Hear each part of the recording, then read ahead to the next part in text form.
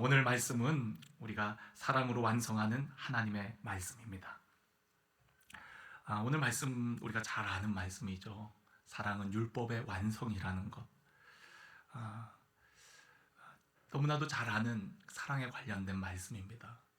이 말씀을 어떻게 나눠야 될까? 우리가 사랑하라고 하는 것은 누구나 다 아는 이야기인데 이 말씀을 어떻게 나눠야 될지 정말 하나님 앞에 간절하게 기도하면서 많은 고민이 됐었어요. 그런데 우리가 참된 사랑, 하나님의 사랑을 깨달을 때 우리도 사랑할 수 있고 그 사랑으로 우리가 율법을 또 하나님의 말씀을 이루어감을 깨닫게 되고 또 그 깨달은 은혜를 여러분들과 함께 나누려고 합니다. 살아가면서 우리가 빚은 지지 말고 살아가야 되겠죠. 그러나 오늘 말씀은 사랑의 빚 외에는 아무에게도 아무 빚도 지지 말라라고 얘기를 하고 있습니다. 여러분, 이 얘기는 사랑의 빚을 지라는 얘기예요? 지지 말라는 얘기예요? 지라는 얘기예요. 그것도 아주 적극적으로 강하게 우리에게 하시는 말씀입니다. 사랑의 빚 외에는 아무에게도 아무 빚도 지지 말라는 것은 모든 사람에게 사랑의 빚을 지며 살아갈 것을 우리에게 당부하고 있는 말씀인 것입니다. 저 역시도 이 말씀을 생각할 때 참 부끄러운 것이 있어요. 그것은 사랑의 빚만 지고 살아야 되는데 채무 빚도 지고 살 때가 참 많거든요. 우리가 찬송가 445장을 보면 대산을 넘어 험곡에 가도 빛 가운데로 걸어가면 주께서 나와 항상 지키시기로 약속한 말씀 변치 않네. 근데 그 찬양을 부를 때마다 저는 그 빛이 빛으로 느껴져요. 왜냐하면 지난 사역의 여정들을 보면 늘 제 삶의 빛이 끊이지 않았거든요.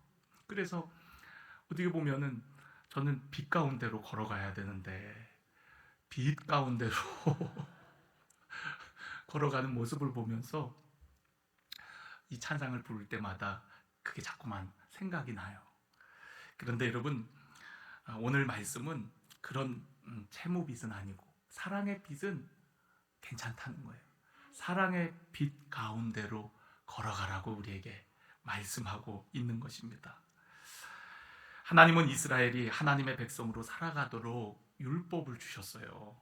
그런데 어느새 이스라엘 백성들은 시간이 흐르면서 그 율법의 본질은 사라져버리고 율법을 지키는 그런 어떤 종교적 열심만 남게 되어집니다.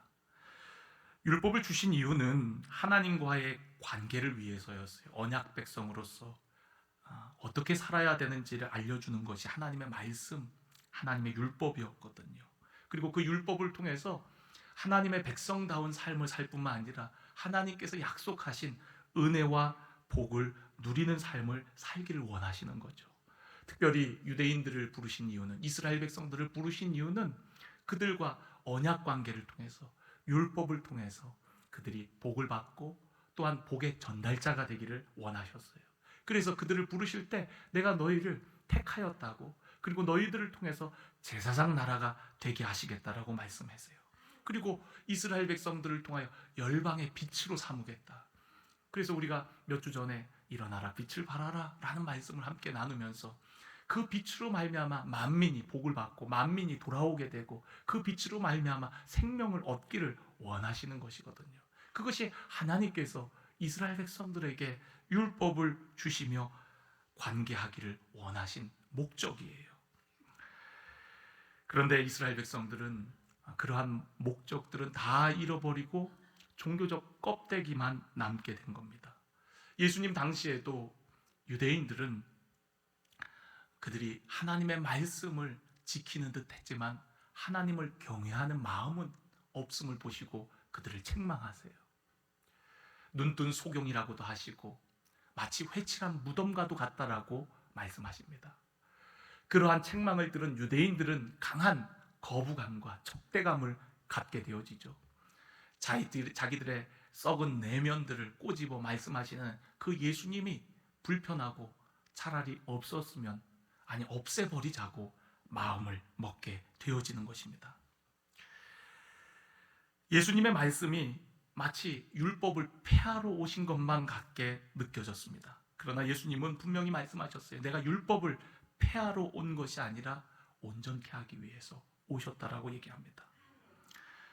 율법을 지키느라 애쓰는 서기관과 바리새인, 유대 당국자들은 가짜 신앙인들이었어요.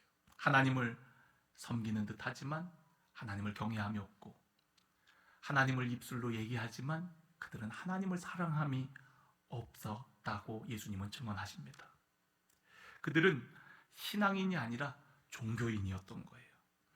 그들의 종교적 신념을 지키기 위해서 여념이 없는 그런 모습을 보여줍니다.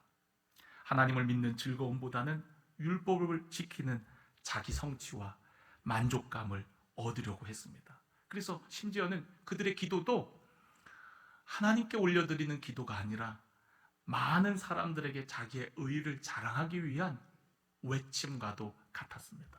그래서 성전 앞에 와서 하늘을 향해 손을 들고 기도하는 것이죠. 자기의 의의를 열거하면서 나는 저 세리와 저 죄인과 같지 않음을 감사하며 나는 하나님을 위해서 이러한 종교적 행위들을 해왔음을 열거하는 겁니다. 그러나 그 기도는 하나님께서 받지 않는 기도였습니다. 그 기도는 사람들에게 울려 퍼지는 외침일 뿐이었지 하나님을 향한 기도가 아니었다는 거죠. 오히려 성전 안에 들어오지도 못하고 성전 바깥에서 고개를 푹 숙이고 차마 하늘을 쳐다보지도 못하며 하나님 앞에 흐느끼며 저는 죄인입니다 했던 그 세리의 기도, 그 죄인의 기도를 하나님은 받으셨다라고 예수님은 말씀하셨어요. 여러분, 오늘 우리도 신앙생활을 하면서 종교인과 같은 그런 신앙생활을 하고 있지는 않습니까? 우리도 종교적 여러 의무들을 지키면서 신앙생활을 합니다. 우리 대표적으로 주일 성수, 11조, 이런 종교적 의무와 책임들이 있죠. 우리가 세례를 받으면서 집사와 권사와 장로 직분을 받을 때마다 우리는 하나님과 사람들 앞에 서약을 하게 되어집니다.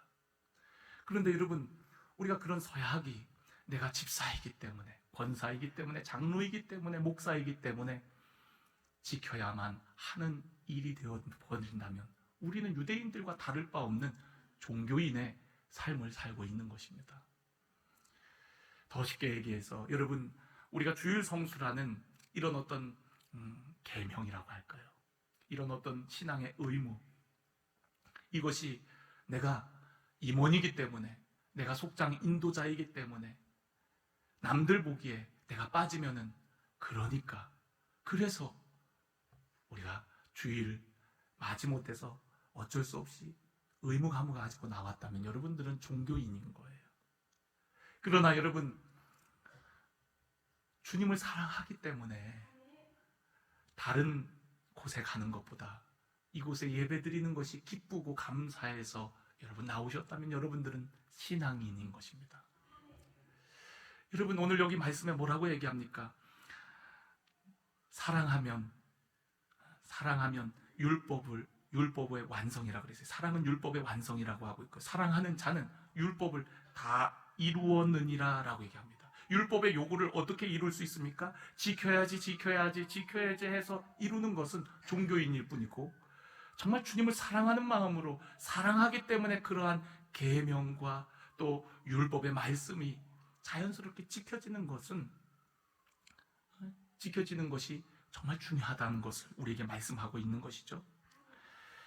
우리가 예수 안에서 모든 것이 자유하지만 그렇다고 해서 종교적 행위를 하지 않는 것을 의미하는 것은 아닙니다. 자유하지만 모든 것이 우리 안에 가하지만 우리가 그것을 지키는 이유는 하나님을 사랑함으로 지키는 거예요. 사랑하기 때문에 예배하는 것이고, 사랑하기 때문에 나의 것을 구별하여 드리는 것이고, 사랑하기 때문에 우리가 하나님 앞에 헌신하고 하나님을 섬기고 봉사하는 것이거든요. 그런데 우리가 어떤 직분 때문에, 어떤 상황들 때문에 마지못해서 한다면 그것은 우리로 하여금 종교인이라고 할 수밖에 없는 것이죠. 예수님께서는 너희 의가 서기관과 바리새인보다 더 낫지 못하면 결코 천국에 들어가지 못하리라 라고 말씀하십니다. 진정한 그리스도인은 남의 시선을 의식해서가 아니라 하나님을 사랑하기에 하나님과 친밀한 관계를 이루기 위해서 하나님의 계명, 하나님의 말씀을 지켜나가는 것이죠. 하나님과 나와의 사랑의 관계를 통해서 우리는 하나님을 섬기는 거예요. 또한 그 사랑의 관계가 흘러넘쳐서 그 흘러넘친 은혜가 바로 이웃들에게 흘러가게 되어지는 겁니다. 그래서 변화된 하나님의 사람은 수많은 새로운 관계들을 맺게 되어져요. 이전에도 우리가 맺고 있던 관계이지만 그 관계를 다시금 새로운 관계로, 사랑의 관계로 발전시켜 나가게 되어지는 것이죠. 참된 믿음은 사랑을 낳게 되어집니다. 사랑으로 율법의 모든 요구를 우리 주님께서 이루셨듯이 우리 역시도 하나님의 계명을 지키는 것이 무거운 것이 아니라 사랑을 통해서 그런 율법의 요구들을 충족시켜 나가게 되어지는 줄로 믿습니다. 그렇다면 여러분, 중요한 것은 우리가 어떻게 사랑의 삶을 살 수 있느냐, 사랑으로 어떻게 하나님의 말씀을 이루며 살아가는가가 중요하지 않겠습니까? 사랑해야 된다는 것을 너무나도 잘 알지만 우리의 마음이 그렇게 사랑이 안 되어질 때도 있고 또 사랑하는 것이 두려울 때도 있지 않습니까? 어떻게 하면 우리가 사랑하며 하나님의 말씀을 이루고 율법의 모든 요구들을 이루어 나갈 수 있을까요? 저는 오늘 여러분들에게 세 가지를 도전하고 싶은데, 첫 번째는요, 참된 사랑을 경험해야 합니다. 진정한 사랑을 경험할 때 우리는 사랑의 삶을 살 수가 있거든요. 우리는 태어나면서부터 사랑받기 위해 태어났다라고 얘기합니다. 당신은 사랑받기 위해 태어난 사람, 우리 노래가 있듯이 우리는 태초부터 시작된 하나님의 사랑이 있다라는 거예요. 그 사랑은 영원으로 이어지는 사랑입니다. 그래서 하나님의 사랑은 정말 어떻게 측량할 수 없는, 계산할 수 없는 사랑이라는 거예요. 언제부터 시작된 사랑인지 모를 정도로 오래전부터, 태초부터 시작되었다 하고, 그리고 그 사랑은 우리를 영원으로 안내하는 사랑입니다. 우리와 영원히 함께하기 위해서 우리를 사랑하셔서 독생자 예수 그리스도를 보내셔갖고 우리에게 영원한 생명을 주셨던 거예요. 우리는 이 땅을 살아가면서 많은 사랑을 받아요. 태어나면서부터 부모님의 사랑을 받고요. 또 여러 사람들과 관계를 맺으면서 우리는 사랑을 주고받게 되어집니다. 그런데 여러분, 그런 사람들로부터 받는 사랑도 참 중요하지만 그런 사랑은 정말 진정한 사랑, 온전한 사랑이 아닐 때도 많습니다. 연인 간의 사랑이 온전한 사랑인 것 같지만 거짓된 사랑일 때도 있고요. 또 부모의 사랑이 때로는 잘못된 모습으로, 왜곡된 모습으로 표현이 되어서 우리는 그 사랑을 느끼지 못할 때도 있는 거거든요. 근데 여러분, 우리가 진정한 사랑은 어디서 느낄 수 있는 겁니까? 바로 하나님 안에서 느낄 수 있는 줄로 믿습니다. 하나님의 사랑은요, 포기하지 않는 사랑이에요. 결코 우리를 포기하지 않는 하나님의 사랑입니다. 구약 성경에 보면 호세아서가 있는데, 호세아서를 읽어보면 하나님이 우리를 향한 절절한 사랑이 느껴집니다. 고멜이라는 여인이 음란한 여인임에도 불구하고 그 여인을 사랑하라고 하나님 명령하세요. 호세아의 삶을 통하여서 하나님께서 이스라엘을 어떻게 사랑하시는지를 보여주는 겁니다. 고멜이라는 여인은 이스라엘의 모습을 의미해요. 이스라엘을 의미합니다. 그가 음란하고 더럽혀져 있지만 그런 여인을 데려다가 아내로 삼는 거예요. 또 그가 집을 나가서 음란하게 행하지만 그런 여인을 버리지 아니하고 포기하지 아니하고 그를 데려다가 또 씻기고 깨끗게 해서 아내로 삼게 되어집니다. 이스라엘이 죄를 지어도 하나님은 그 이스라엘을 포기하지 않고 사랑하시는 거예요. 포기하지 않는 하나님의 사랑, 그 사랑을 우리는 호세아서를 통해서 깨달을 수가 있는 겁니다. 또한 하나님의 사랑은 멈추지 않는 사랑이에요. 하나님의 사랑은 태초부터 영원까지 이르는 멈추지 않는 사랑입니다. 또한 하나님의 사랑은 그럼에도 불구하고의 사랑입니다. 우리가 아무 사랑받을 자격이 없음에도 불구하고 그런 우리들을 사랑해 주셨어요. 여러분, 한 사람 한 사람 다 존귀한 사람들이지만 여러분, 우리는 우리 자신을 잘 알아요. 우리 자신이 하나님의 그 큰 사랑을 받을 자격이 되는지 안 되는지. 우리는 받을 자격이 없어요. 그래서 여러분, 하나님의 구원이 은혜로 이루어지는 겁니다. 우리가 은혜로 구원받았다는 것은 우리는 그 사랑을 받을 자격이 없음에도 불구하고 하나님께서 사랑해 주셨다는 것을 의미하는 거거든요. 하나님의 그 큰 은혜, 온 인류를 향한 그 은혜를 우리는 믿음으로 누리게 되어지는 것입니다. 또한 하나님의 사랑은요, 끝없는 사랑이에요. 끝까지 하시는 사랑입니다. 가룟 유다가 예수님을 배신할 것을 알면서도 예수님은 그를 끝까지 사랑하십니다. 예수님께서 사랑할 수 있는 만큼 그를 끝까지 사랑하세요. 그가 좀 있으면 나를 팔아넘길 것을 알면서도 예수님은 그를 사랑하시되 끝까지 사랑하시는 겁니다. 제자의 발을 씻겨주시고 입에 음식을 넣어주시고 그가 배신할 걸 알면서도 그런 그를 끝까지 마지막까지 사랑하시는 예수님의 모습을 볼 수가 있는 것입니다. 이것이 바로 하나님의 사랑이에요. 이것이 바로 하나님께서 우리에게 보여주신 사랑인 겁니다. 이 사랑을 경험할 때 우리는 사랑의 삶을 살 수가 있습니다. 저는 어려서 부모님에 대한 왜곡된 인식을 가지고 있었어요. 부모님이 나를 그렇게 소중하게 여기지 않는 것 같았고 또 사랑하지 않는다고 생각을 했습니다. 물론 제가 하나님의 사랑을 깨닫고 나니까 우리 부모님의 사랑이 보이더라고요. 부모님이 나를 어떻게 사랑해 주셨는지 또 얼만큼 사랑하는지를 깨닫게 되어지더라고요. 그러나 하나님의 사랑을 내가 진정한 사랑을 깨닫기 전까지는 부모님의 사랑을 이해하지 못했고 왜곡해서 받아들였고 그리고 저 역시도 사랑의 삶을 살 수가 없었습니다. 그 사랑이 지속될 수 없었고 관계가 오래가지 못하였고 늘 그 사랑이 상처받는 사랑에서 머무를 때가 너무나도 많았다는 거죠. 그러나 여러분, 우리는 참된 사랑을 경험하고 나서 우리의 삶은 달라지게 됩니다. 우리가 사랑을 받고 나면 또한 사랑을 하는 자가 된다 그러잖아요. 우리가 진정한 사랑, 하나님의 사랑을 우리가 경험할 때 비로소 우리는 사랑으로 하나님의 말씀을 이루어 나가는 믿음의 삶이 되어지게 될 줄로 믿습니다. 두 번째 여러분들에게 권면하고 싶은 것은 여러분, 사랑을 해봐야 사랑할 수 있습니다. 사랑을 해보되 어디까지 해봐야 되냐면 예수님이 우리를 사랑하시기까지 사랑해 보시기를 바랍니다. 많은 사람들이 자기의 기준에서 사람들을 사랑할 때가 많습니다. 예수님도 내가 사랑하는 사람을 사랑하면 무슨 상이 있으리요? 세리도, 세상 사람들도, 죄인들도 자기가 사랑하는 사람은 사랑한다라고 말씀합니다. 우리의 기준은 하나님의 사랑이 기준이 되어야 합니다. 하나님이 거룩하심 같이 우리도 거룩하라고, 내가 너희를 사랑한 것 같이 너희가 서로 사랑하라고 분명히 우리 주님 말씀하셨습니다.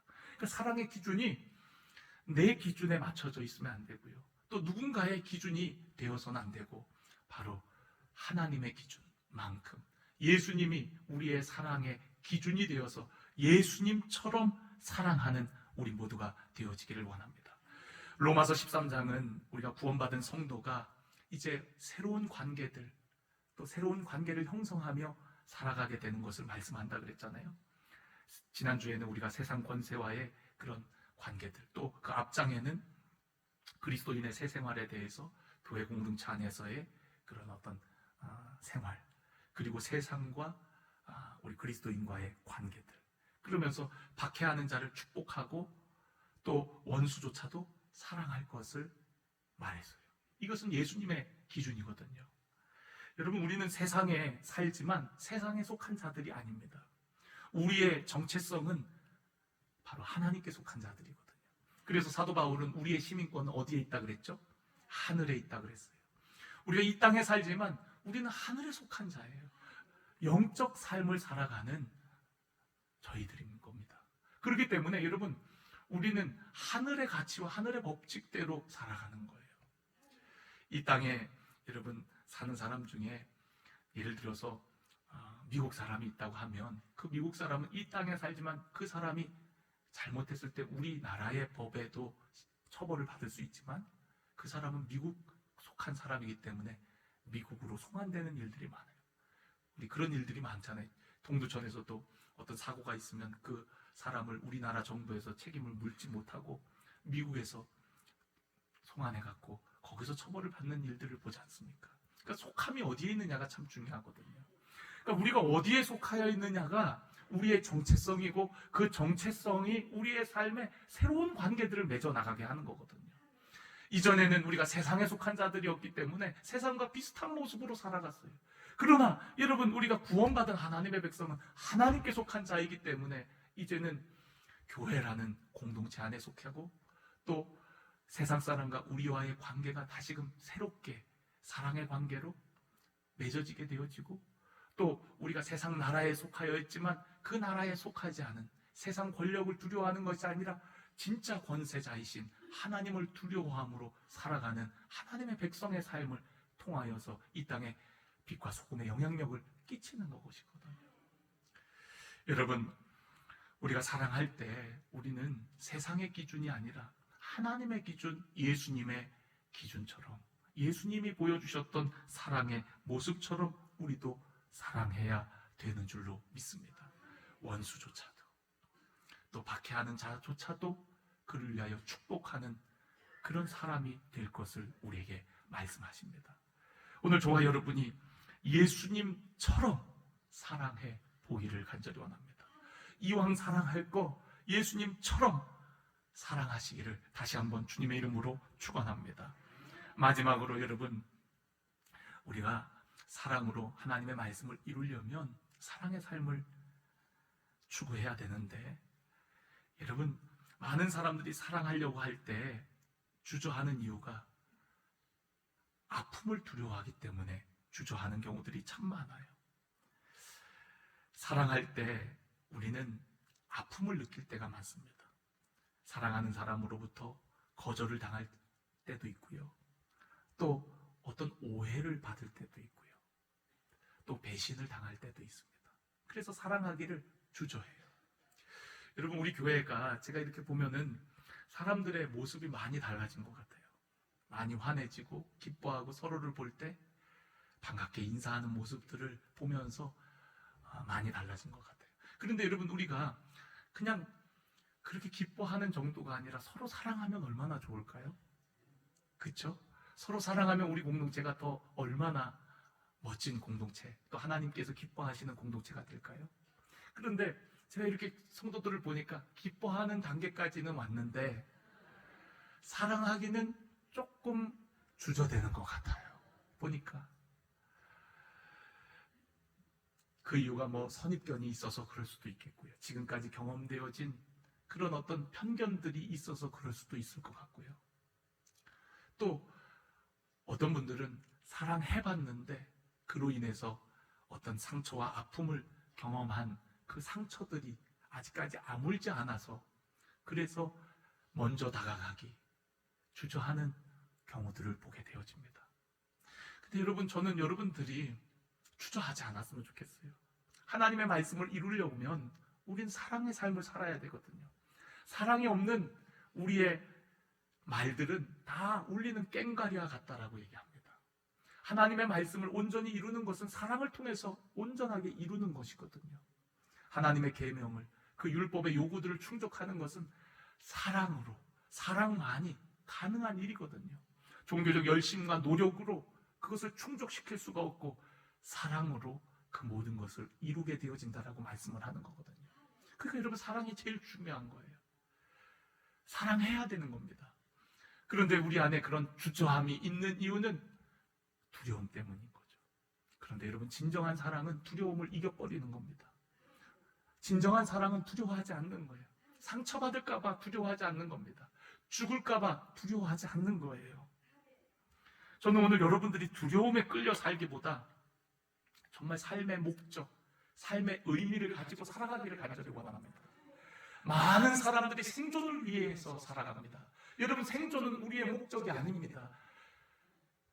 어차피 우리는 다 죽게 되어 있어요.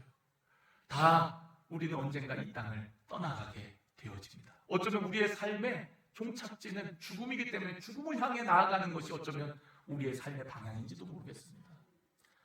언젠가는 우리는 다 죽게 되어 있어요. 그런데 여러분, 한 번뿐인 이 인생을 사랑하기를 주저하며 살아간다면 그 시간들이 얼마나 허비되는 겁니까? 사랑하기에도 아까운 시간들인데 우리가 머뭇거리고 주저하는 동안에 사랑할 시간은 그만큼 줄어드는 거 아니겠습니까? 저는 아픔과 고통이 있더라도 사랑하기를 원합니다. 사랑은 원래 아픈 거예요. 여러분, 사랑해보신 분들은 알잖아요. 사랑은 아픈 겁니다. 아프면서 우리는 성장하고 성숙하는 거예요.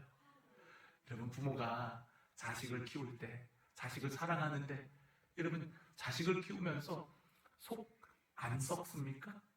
속 썩으면서도 그 자식을 사랑으로 키워내는 거예요. 연인이 만났을 때 여러분, 한 번도 여러분 마음 상하는 일이 없습니까? 사랑하기 때문에 더 마음이 상할 때가 있어요. 더 아플 때가 있어요. 사랑하기 때문에. 사랑하지 않았으면 받지도 않을 상처이지만 사랑하니까 아픈 겁니다. 아픔을 통해서 우리는 성장하고 성숙해 나가는 거거든요.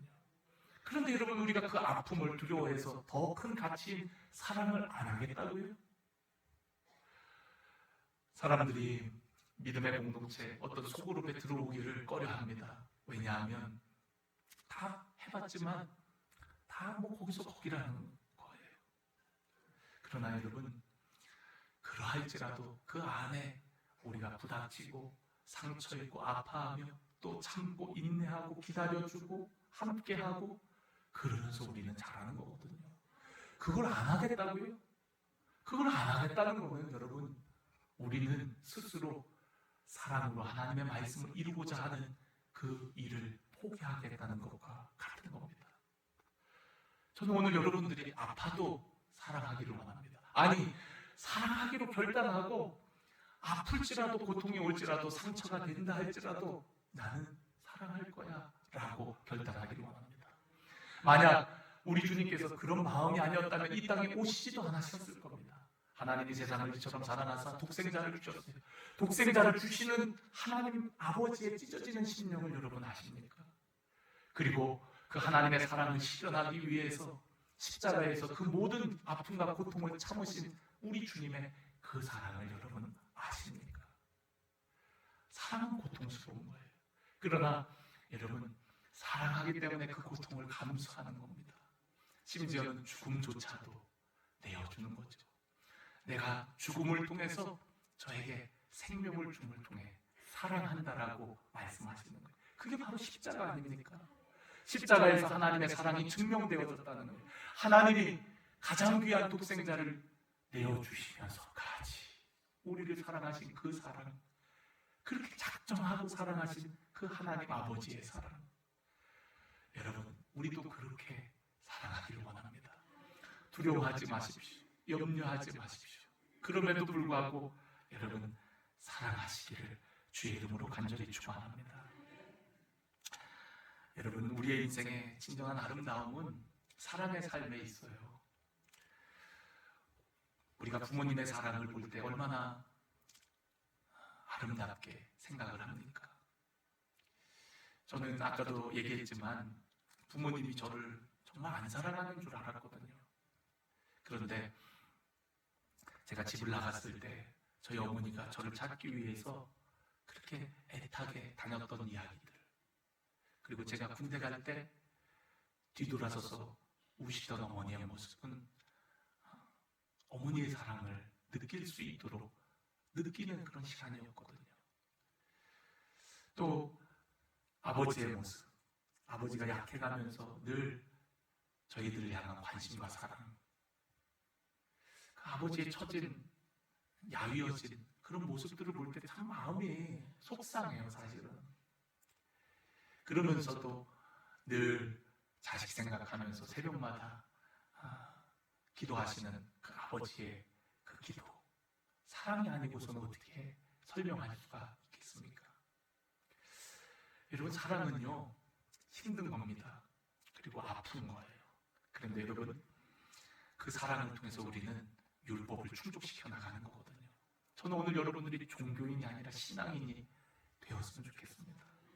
하나님을 사랑해서 예배하고 하나님을 사랑해서 여러분의 삶을 구별하여 드리고 하나님을 사랑하는 그 마음이 흘러넘쳐서 여러분의 이웃들에게, 여러분의 자녀들에게, 여러분의 주변 사람들에게 흘러가서, 그래서 율법의 모든 조항들이 사랑으로 이루어 나가는, 하나님의 모든 말씀의 요구들이 사랑을 통해서 충족시켜 나가는 오늘 저와 여러분의 삶이 되어지기를 주님의 이름으로 간절히 축원합니다.